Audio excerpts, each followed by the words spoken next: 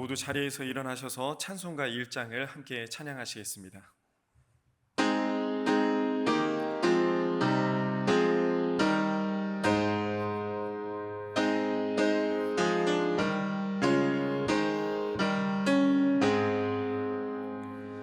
만복의 근원 하나님, 온 백성 찬송 드리고 저 천사여 찬송하세. 찬송 성부 성자 성령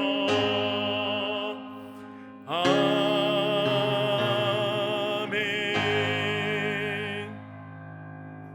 사랑이 많으신 하나님 아버지, 은혜에 감사를 드립니다. 오늘도 우리를 수요 기도회에 모이게 하시고 함께 찬양하고 기도하고 말씀을 듣게 하시니 감사를 드립니다. 오늘도 나를 부르시고 나에게 말씀하시는 나의 하나님의 음성을 듣게 하시고 이 말씀으로 나에게 주어진 삶의 자리에서 담대하게 살아가게 하여 주옵소서. 예수님의 이름으로 간절히 기도드립니다. 아멘. 모두 자리에 앉으셔서 찬송가 286장을 찬양하시겠습니다.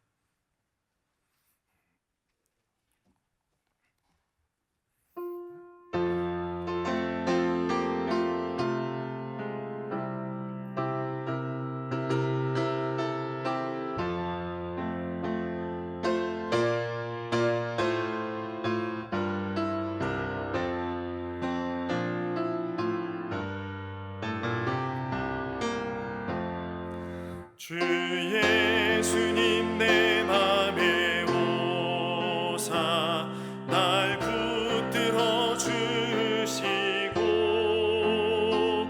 내 마음에 새 힘을 주사 늘 기쁘게 하소서.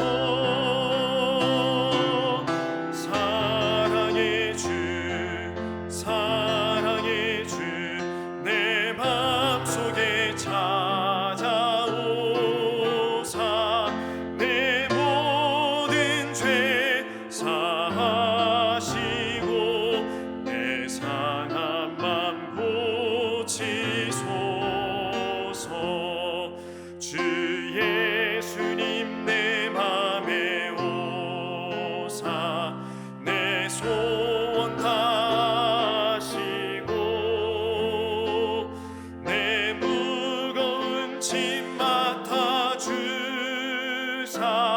참 평안을 주소서. 사랑의 주 사랑의 주 내 맘속에 찾아오사 내 모든 죄 사하시고 내 상한 맘 고치소서. 주 예수님 내 맘에 오사 날 정결케 하시고 그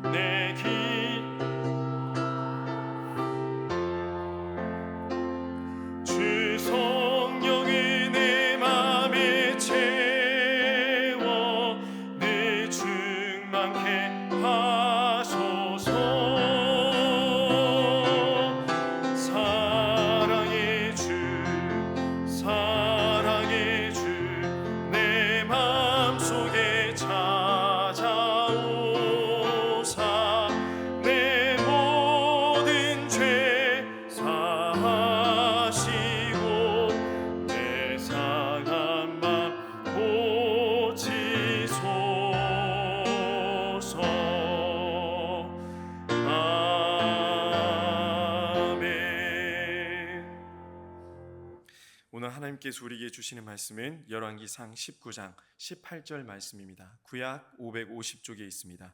다 함께 한 목소리로 합독하도록 하겠습니다.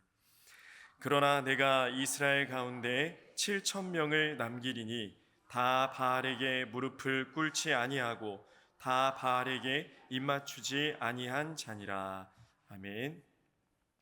네, 사람은 결코 혼자서는 살 수 없습니다. 나는 혼자 살 수 있어 라고 장담한 사람들도 사실 보면 누군가의 도움을 분명히 받을 수밖에 없습니다. 사람이 싫어서 깊은 산골짜기에 들어가서 사는 사람도 결국 누군가가 만든 물건을 사용하게 됩니다.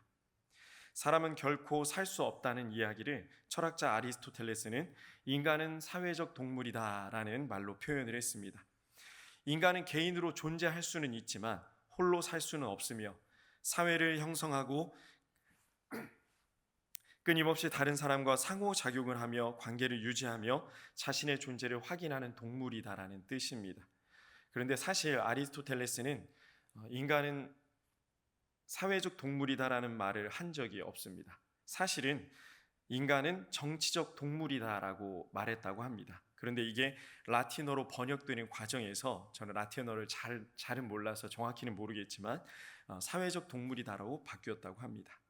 어찌 되었든 둘 다 인간은 다른 사람과 관계를 맺어야 된다. 사회를 살든 정치적으로 살든 누군가가 필요하다라는 이야기를 해주는 것 같습니다. 우리 하나님께서도 우리가 혼자 있는 거 싫어하십니다. 그래서 아담이 혼자 있는 거 좋아하지 않으셔서 하와를 함께하게 하셨습니다. 함께하면 힘이 납니다. 혼자 있을 때 좀 어깨가 처져 있었는데 누군가 나에게 와서 인사를 건넬 때 힘이 납니다. 결코 혼자 할 수 없었던 일이 함께하니까 됩니다. 혼자서는 어려웠던 일이 함께하니까 쉬워졌습니다.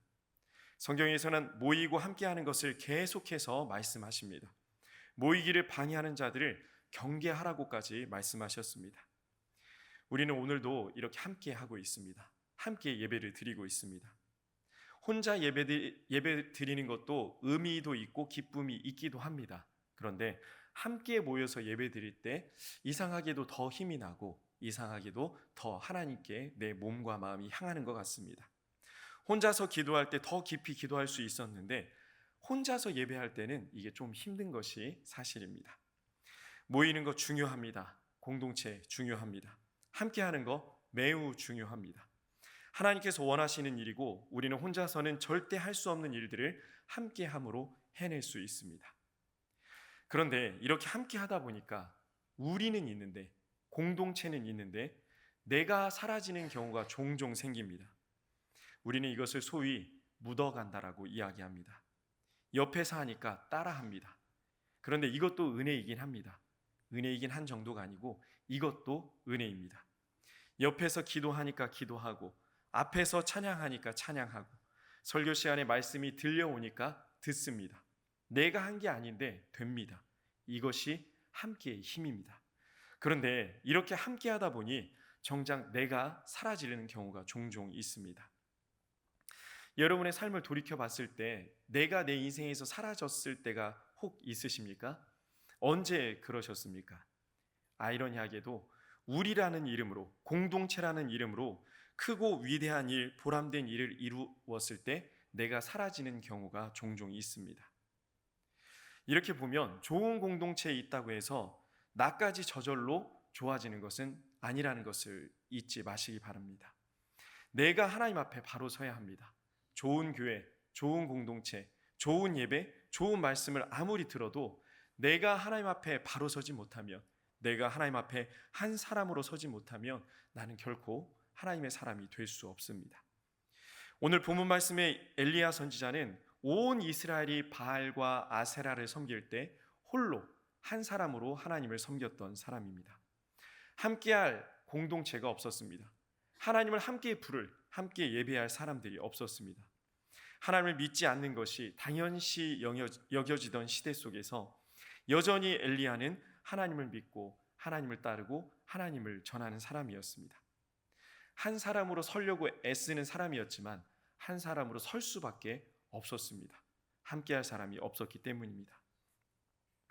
엘리야가 살던 때는 하나님을 믿지 않아도 되는 시대였습니다. 아니, 하나님을 믿으면 안 되는 시절이었습니다. 하나님을 믿으며 수많은 고통이 찾아오는 시절이 바로 이때였습니다. 가족도, 친척도, 이웃도, 내 주변의 모든 사람들이 하나님을 믿지 않는 시대, 하나님을 믿으면 안 되는 시대를 엘리야는 살아가고 있었습니다. 당시 이스라엘 문화가 그랬습니다. 왕의 명령이 그랬습니다. 정치, 경제, 사회, 문화 모든 분야에서 하나님을 믿으면 안 되던 시대였습니다. 하나님을 믿지 않는 것이 옳은 시대가 바로 이때였습니다. 그런데 이런 시절에, 이런 시대에 엘리야는 하나님 앞에 한 사람으로 온전히 서 있던 사람이었습니다. 하나님께서는 엘리야를 통해 이스라엘 백성들에게 하나님께 돌아올 것을 요청하셨습니다. 그러나 이스라엘은 하나님께 돌아오지 않았습니다. 하나님께서는 이스라엘에 가뭄이라는 재앙을 내리기로 결심하셨습니다. 엘리야를 통해 이스라엘 왕 아합에게 이를 경고하셨고 온 이스라엘에 경고하신 대로 가뭄을 내리셨습니다. 온 이스라엘이 가뭄으로 고통받을 때에 엘리야는 엘리야처럼 이스라엘에서 하나님의 사람으로 살기 위해서 애썼던 한 사람 오바댜를 불렀습니다. 그리고 이 오바댜에게 아합 왕을 만나게 해달라고 부탁을 합니다. 오바댜가 어떤 사람인지 혹시 아십니까?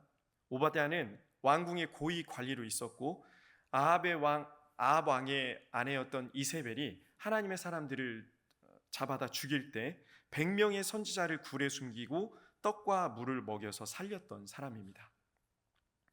엘리야의 부탁을 들은 오바댜는 처음에 걱정이 됐습니다. 엘리야뿐 아니라 자신도 죽을까 봐 그래서 이 요청을 처음에는 거절하려고 했는데 결국에는 순종하고 목숨을 걸고 아합 왕에게 나아갑니다. 오바댜 또한 하나님의 사람으로 한 사람으로 살기 위해서 애썼던 사람입니다. 이렇게 아합 왕과 엘리야 선지자의 만남이 드디어 이루어졌는데 엘리야 선지자를 만난 아합 왕의 첫 마디가 참 가관입니다. 열왕기상 18장 17절에 보면은 아합은 엘리야를 처음 보고 이렇게 이야기합니다. 이스라엘을 괴롭히는 자여 너냐라고 비꼬입니다. 정작 이스라엘을 괴롭게 하는 자는 아합 왕 자신이었습니다. 그런데 엘리야를 통해 가뭄이 일어났다고 생각하니 온 이스라엘을 괴롭히는 자가 바로 너다라고 비꼬는 이야기입니다. 엘리야는 자신의 목숨을 좌지우지할 수 있는 아합 왕에게 지금 이스라엘이 고통받고 있는 것은 아합 왕 당신과 온 이스라엘 때문이라고 이야기합니다. 당신과 온 이스라엘이 하나님을 버리고 바알과 아세라 신을 따르고 있기 때문이라고 훈계했습니다. 그리고 이어서 이렇게 제안을 합니다. 갈멜산으로 오라. 바알 선지자 450명, 아세라 선지자 400명, 총 850명을 보내서 송아지 한 마리를 잡고 나무 위에 올려놓은 후에 각자 신의 이름을 부르자. 그리고 불로 이 제물을 불태운 신이 진짜 신이다라고 제안을 합니다. 850대 1의 갈멜산 싸움이 시작된 것입니다. 850대 1로 싸워보셨습니까? 우리가 850이면 싸워볼 만할 것 같습니다. 사실 말도 안 되는 이야기입니다. 그런데 엘리야는 한 명으로 이들과 싸우기 위해 나아갑니다. 엘리야의 이런 제안은 성령의 감동하심으로 인해서 하나님께서 은혜를 주셨기 때문에 제안을 한 것이지 우리도 똑같이 이런 방법으로 하나님을 증명하는 것은 어리석은 일입니다. 결코 우리가 해서는 안 되는 일입니다. 엘리야는 이 싸움을 보기 위해 갈멜산에 모인 이스라엘 백성들에게 이렇게 소리칩니다.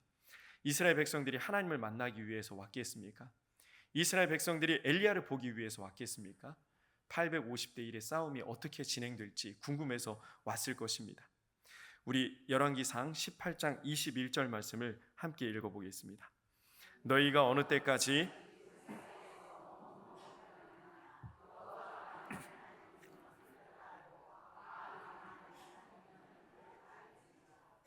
엘리야의 이 말에 이스라엘 백성들이 한마디도 하지 못합니다. 사실 이스라엘 백성들은 하나님과 바알 사이에서 머뭇머뭇한 적이 없습니다. 하나님께 가지도 않았던 사람들입니다. 그들은 바알과 아세라를 선택했고 하나님을 버렸습니다. 머뭇거렸던 적 없습니다. 그런 이스라엘 백성들에게 이 머뭇거리다라는 말을 사용하면서 기회를 줬습니다. 하나님께 돌아갈 기회. 바알과 아세라 선지자 850명은 아침부터 낮까지 종일 부르짖었습니다. 바알이여 우리에게 응답하소서. 심지어 칼과 창으로 자신들의 몸을 상하게 했습니다. 그런데 28절에 보면은 18장 28절에 보면은 이런 이들의 비상식적인 행동을 규례라고 표현합니다. 바알과 아세라의 규례에는 이렇게 몸을 상하게 하는 규례가 있었다는 겁니다. 이제 저녁이 됐습니다. 바알과 아세라 선지자들이 지쳤습니다. 더 이상 아무 말도 하지 못하는 지경에 이르렀습니다. 그때서야 드디어 엘리야가 움직이기 시작합니다. 아무것도 없는 갈멜산 공터에 혼자 서 있습니다. 그리고 이스라엘 지파 수에 따라 12개의 돌을 취해서 돌 제단을 세웠습니다. 그 위에 나무를 쌓고 송아지를 각을 떠서 올렸습니다. 여기서 멈추지 않고 큰 물통 넷을 들이부었습니다. 물이 얼마나 많았는지 제단 밑에 도랑이 생길 정도로 물이 많이 흘렀습니다. 불이 붙을 가망이 없어 보입니다. 아무것도 없는 갈멜산 공터에 홀로 서 있는 엘리야, 그리고 제단 위에는 물이 흐르고 있습니다. 소망이 있어 보이십니까? 희망이 있어 보이십니까? 그런데 이렇게 소망도 희망도 없어 보이는 이때에 엘리야가 하나님께 기도드렸습니다. 정말 대단한 것은, 정말 위대한 일은 기도를 하자마자 여호와의 불이 내려와 번제물과 나무, 돌과 흙을 태우고 도랑의 물까지 마르게 했습니다. 하나님의 능력이 바로 이렇습니다. 세상의 방법으로는 하루 종일 부르짖었는데 아무 일도 일어나지 않았습니다. 그러나 하나님의 방법은 단 기도 한마디에 일어나는 것입니다. 이스라엘 백성들이 이 모습을 보고 하나님을 인정합니다. 이제서야 인정을 합니다. 두려웠을 것입니다. 850명의 바알과 아세라 선지자들을 붙잡아서 기손 시내에 갑니다. 그리고 이들을 모조리 다 죽여버렸습니다. 이어서 오랫동안 가뭄으로 고통받던 이스라엘에 드디어 비가 내리기 시작합니다. 아합 왕의 마차가 돌아가야 되는데 비 때문에 달리지 못할 것을 염려할 정도로 비가 쏟아집니다. 드디어 가뭄이 완전히 해결되었다는 뜻입니다. 하나님께서 하나님 앞에 서 있던 한 사람, 엘리야 한 사람을 통해서 이 위대한 일을 이루셨습니다. 여러분도 이런 한 사람이 되고 싶지 않으십니까? 여러분을 통해 나라가 살아나고 가정이 살아나고 교회가 살아나는 그 한 사람이 되시기를 간절히 소망합니다. 그런데 이렇게 한 사람, 엘리야를 통해서 위대한 일이 일어났는데 이 이후에 엘리야에게 죽음의 위협이 다가옵니다. 아합 왕의 아내였던 이세벨이 이 소식을 듣고 엘리야를 죽이겠다고 공표를 합니다.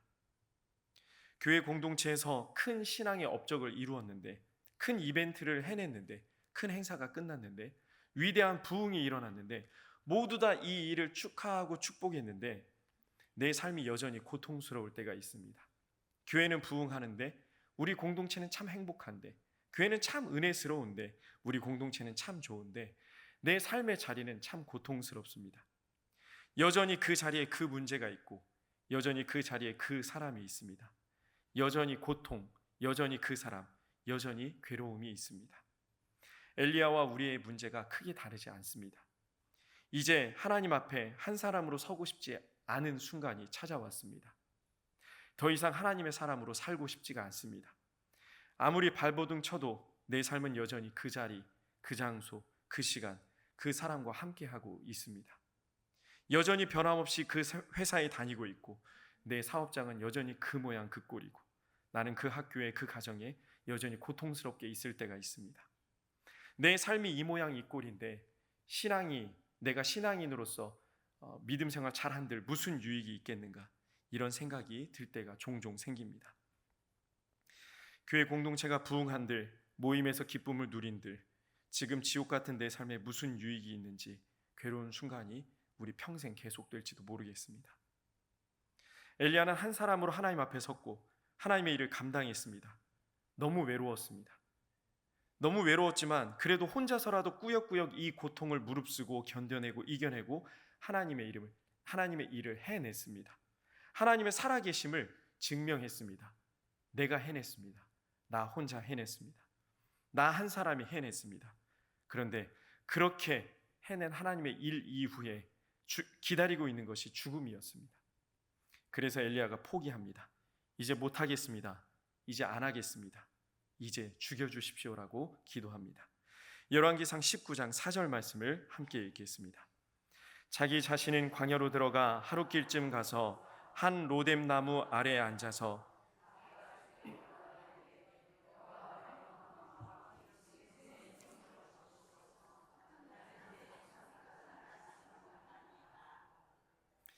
내 생명을 거두시옵소서.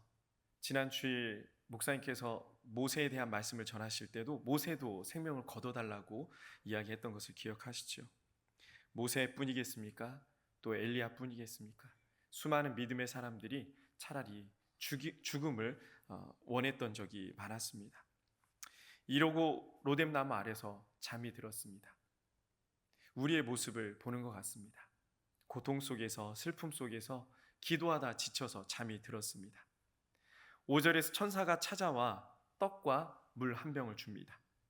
엘리야는 이것을 먹고 마시고 하나님의 산 호렙으로 걸어갑니다. 천사를 만나면 뭐 합니까? 물을 먹으면 뭐 합니까? 떡을 먹으면 뭐 합니까?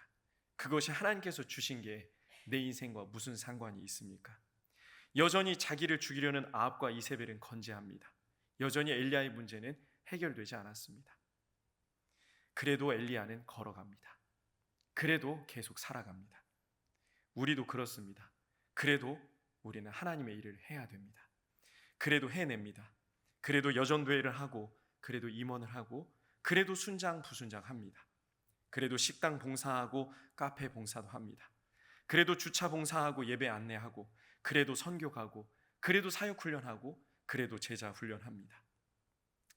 그런데 그래서 여러분의 삶이 어떻게 달라지셨습니까? 형편이 좀 나아지셨습니까? 상황이 좀 괜찮아지셨습니까? 엘리야가 그랬습니다. 숨을 걸고 그렇게 섬겼는데, 성실히 정직하게 열심히 최선을 다했는데 자신과 이스라엘은 여전히 고통 가운데 있습니다. 이 고통 속에서 드디어 엘리야가 하나님을 직접 만났습니다. 9절에서 하나님께서 엘리야를 만나 주셨습니다. 40일 만에 호렙산에 도착하고 엘리야에게 하나님이 찾아오셨는데, 이 고통 속에 있는 엘리야에게 하나님께서 하신 첫 마디가 무엇인 줄 아십니까? 왜 여기 있냐고 물어보셨습니다. 이해가 되십니까? 10절부터 엘리야가 자신이 왜 여기 있는지 하나님께 하소연합니다. 아마 울부짖었을 것 같습니다. 내가 여기까지 왔는데, 40일 동안 왔는데, 내가 이 모양 이 꼴로 왔는데, 내가 이렇게까지 살아왔는데 하나님 하시는 첫 마디가 왜 왔어? 하나님, 내가 그렇게 열심히 하나님의 일을 했습니다. 그런데 이스라엘은 하나님의 선지자들을 죽였고 이제 내 생명까지 빼앗으려고 합니다. 이 하소연이 끝나자마자 큰 바람이 불고 지진이 일어났습니다. 지진 후에 불까지 번졌습니다. 너무 두려웠습니다. 따뜻하게 좀 다독여 주시면 얼마나 좋았겠습니까? 위로와 격려를 해주시면 얼마나 좋겠습니까? 그런데 하나님께서 지진을 일으키시고 불을 지피셨습니다. 엘리야가 너무 두려웠습니다. 겉옷으로 자신을 가리고 하나님 앞에 엎드렸습니다. 이런 엘리야에게 하나님께서 또 말씀하십니다. 내가 어찌하여 여기 있느냐? 한 번도 아니고 두 번쯤 이렇게 얘기했으면 제가 엘리야라면 그냥 호렙산에서 내려왔을 것 같습니다. 하나님 상식이 있는 분이십니까? 하나님 생각이 있는 분이십니까? 기가 찼을 만도 합니다. 그래서 엘리야가 앞에서 했던 이야기를 14절에서 똑같이 합니다. 19장 10절에서 답변했던 것을 똑같이 14절에서 합니다. 하나님, 내가 하나님의 일에 열심이었습니다. 그런데 이스라엘은 하나님의 선지자를 죽였고 이제 나까지 죽이려고 합니다. 똑같은 말을 똑같이 했다라는 것은 그만큼 화가 났다라는 이야기 아닐까요? 하나님께 조금 화가 났다는 느낌이 듭니다. 엘리야의 분노가 느껴집니다. 억울함도 느껴집니다. 모두 다 자기 유익을 찾아서 살았는데, 모두 다 하나님을 떠났는데, 나만큼은 하나님의 사람으로 살았는데, 주말이면 산으로 바다로 해외로 떠나는 사람들 보면 어떤 생각이 드십니까? 모두 다 자기의 건강과 이익만을 위해서 애쓰고 힘쓰는 이때입니다. 그런데 우리는 하나님을 위해, 이웃을 위해, 하나님을 사랑하고 이웃을 사랑하고 하나님의 영광을 위해서 이렇게 열심히 살아가고 있습니다. 엘리야가 이렇게 부르짖은 것 같습니다. 하나님께서 엘리야에게 앞으로 엘리야가 해야 될 일을 말씀해 주십니다. 정말 서운하지 않습니까? 오늘 집에 가셔서 열왕기상 19장 말씀을 다시 한번 읽어보십시오. 우리가 기대했던 하나님의 모습은 보이지 않습니다. 우리가 소망했던 하나님의 모습이 보이지 않습니다. 하나님께서 열왕기상 19장 15절 17절에서 엘리야에게 명령하십니다. 어떤 명령을 하시냐? 다메섹으로 가서 하사엘을 만나라. 그리고 하사엘에게 기름을 붓고 아람 왕으로 삼으라. 두 번째, 님시의 아들 에후를 만나라. 그리고 에후에게 기름을 붓고 이스라엘 왕으로 삼아라. 세 번째, 벨무홀라 사밧의 아들 엘리사에게 기름을 부으라. 그리고 너 대신 선지자가 되게 하라. 설명이 없습니다. 이유가 없습니다. 그냥 명령하셨습니다. 사실 하나님께서 하신 말씀 안에 엘리야의 고민의 모든 해결책이 담겨져 있긴 합니다. 이스라엘의 왕이 바뀔 것이고 또 엘리야도 이 무거운 짐을 내려놓고 엘리사가 그 일을 대신 할 거라는, 후계자가 될 것이라는 이야기가 있습니다. 그런데 위로는 없습니다. 근데 이게 하나님의 방법입니다. 우리가 정말 하나님의 사람으로, 성숙한 믿음의 사람으로 살아가려면 언제까지 아가처럼 살 수는 없습니다. 우리 하나님께서 위로하시고 권면하실 때도 있지만 때로는 무섭게 질책하실 때도 있습니다. 사랑하시기 때문입니다. 때로는 하나님의 방법으로 하나님의 일을 하시기 위해서 명령하실 때도 있습니다. 위로가 필요한 순간인데 명령을 하실 때가 있다는 겁니다. 그럼 하나님의 사는 것을 중단하고 포기하고 하나님을 떠나시겠습니까? 엘리야처럼 여전히 묵묵히 꿋꿋이 끝까지 하나님의 사람으로 살아가는 우리 모두가 되기를 소망합니다. 이제 드디어 그 오랜 시간 동안 고통받던 엘리야의 진짜 삶의 문제가 풀릴 실마리가 주어졌습니다. 그런데 이 실마리 이후에 이렇게 하면 이렇게 될 것이다, 해결될 것이다 라는 말씀 이후에 하나님께서 오늘 본문 말씀 열왕기상 19장 18절에 이렇게 말씀하십니다. 우리 본문 말씀을 한 번 더 읽어보겠습니다. 그러나 내가 이스라엘 가운데 7,000명을 남기리니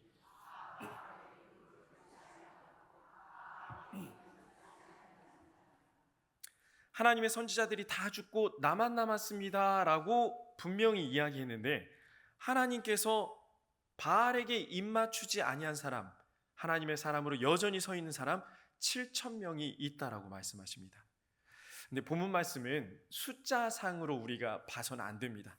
7,000이라는 숫자에서 완전수인 7의 배수를 뜻하는데요, 하나님의 일을 감당하기에 충분한 숫자가 있다라는 것을 상징적으로 말씀하십니다. 그런 이 말씀은 무엇이냐?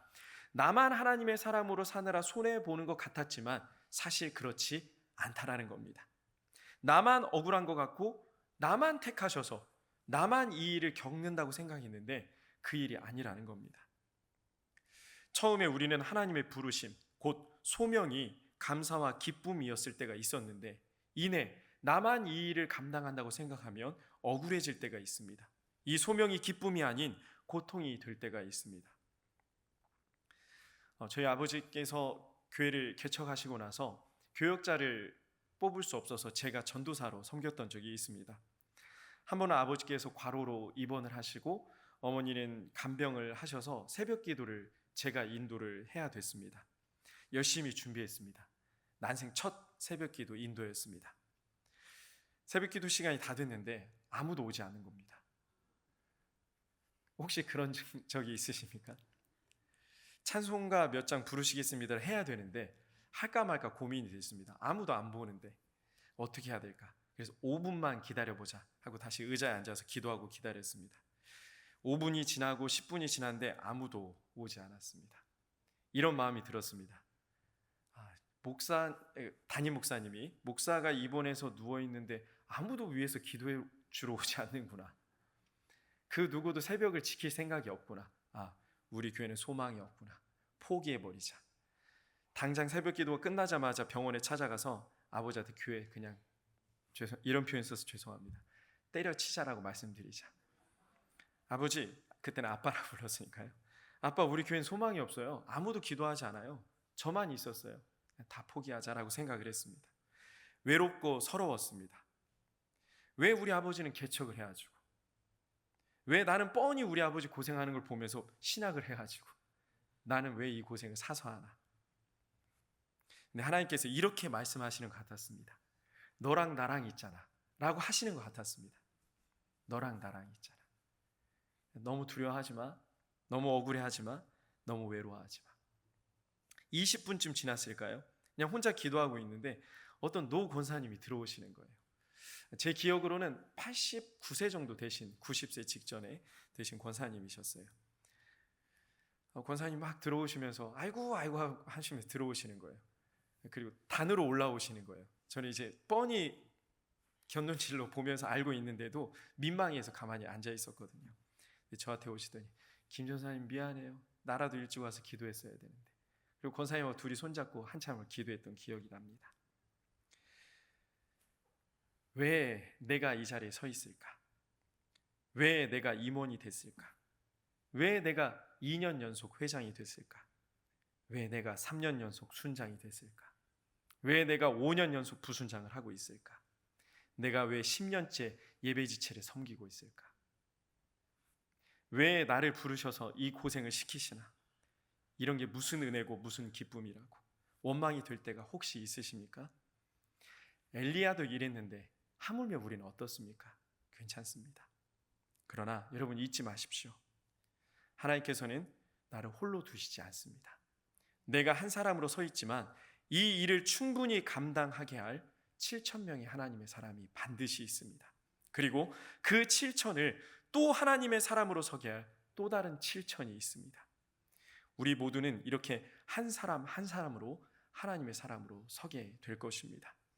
나 한 사람을 통해 반드시 하나님께서 일하십니다. 나 한 사람의 삶에 관심을 갖고 나 한 사람의 삶에 혼신의 힘을 다하시며 나 한 사람의 삶에 7,000명의 동역자와 함께 하실 우리 위대하신 하나님을 믿으시길 바랍니다. 2025년이 벌써 5개월이 지났습니다. 세월이 너무 빠릅니다. 이제 눈 깜빡하면 추워질 거고 덥기도 전에 추울 걸 먼저 걱정하고 있죠. 그리고 2026년이 또 성큼 다가올 겁니다. 2025년 5개월이 지났는데 크게 변한 게 있으십니까? 통장 잔고에 0이 하나 늘어나셨나요? 체지방률이 조금 떨어지셨습니까? 무너졌던 인간관계가 드라마틱하게 회복되셨습니까? 고통스럽던 직장 생활이 사업장이 행복해지셨습니까? 숨막히던 가정이 편안해지셨습니까? 그렇다면 너무나도 감사하고 귀한 일입니다. 꼭 그렇게 되시길 바랍니다. 그러나 이런 일들이 우리가 자동 판매기에 동전 넣는 것처럼 기도한다고 덜컹덜컹 바로 일어나진 않습니다. 하나님의 때, 하나님의 방법으로 하나님이 이루십니다. 다만 우리는 여전히 어려운 삶 속에서도 때로는 그냥 하나님 죽여주세요. 제발 그냥 내 삶을 끝내주세요. 이런 기도를 할 때라도, 이런 기도를 하면서도 엘리야처럼 하나님께 계속 나아가야 됩니다. 계속 일하십시오. 계속 기도하십시오. 계속 여전도회 하십시오. 계속 예배 지체 섬기십시오. 계속 전도하십시오. 계속 각자 맡겨진 지체에서 최선을 다하십시오. 왜 여기 왔냐고 하나님께서 서운하게 말씀하실지라도 우리는 엘리야처럼 하나님께 계속 나아가야 됩니다. 하나님께서 부르신 한 사람 엘리야처럼 나도 우리도 그런 한 사람이 되길 소망합니다. 잠시 포기하고 원망했지만 여전히 하나님 앞에 나아갔고 여전히 하나님 앞에 한 사람으로 서 있던 7,000의 하나님의 사람이 있음을 알게 된 엘리야처럼 우리도 하나님 앞에 선 한 사람 7,000명의 한 사람이 되어 하나님의 사람이 되어 평생을 살아가기를 간절히 소망합니다. 그 오랜 시간 이스라엘을 괴롭혔던 모든 문제를 거두신 것처럼 하나님께서 하나님 앞에 한 사람으로 선 우리의 문제도 모두 거두어 가실 줄 믿습니다. 함께 기도하겠습니다. 우리 이 시간 함께 합심해서 기도할 때 하나님 앞에 섰던 한 사람 엘리야를 기억하면서 기도하겠습니다. 비록 지치고 힘들 때도 있지만 멋지게 하나님의 일을 섬기고 해냈지만 여전히 날 죽이려는 문제가 이세벨의 문제가 있었던 엘리야가 그럼에도 불구하고 하나님의 사람으로 여전히 살아갔던 것처럼 우리도 내 삶에 주어진 모든 자리에서 하나님의 사람으로 끝까지 살아갈 수 있는 믿음과 용기를 달라고 기도했으면 좋겠습니다. 우리 하나님 앞에 함께 합심해서 기도하며 나아가겠습니다. 살아계신 아버지 하나님 감사합니다. 오늘 주님의 은혜 가운데 우리를 불러주시고 은혜와 소망으로 하나님의 사람으로 끝까지 살아갈 수 있도록 인도하시며 감사를 드립니다. 하나님, 우리의 삶의 자리가 참 고단하고 어렵고 지치고 힘들 때가 있지만 그럼에도 불구하고 하나님의 사람으로 살게 하셨사오니 끝까지 하나님의 사람으로 살아가게 하여 주시옵소서. 우리의 약함을 아시는 하나님, 우리의 부족함을 아시는 하나님, 우리가 하나님의 사람으로 끝까지 살아갈 수 있도록 믿음과 힘과 용기를 매일매일 선물해 주시옵소서.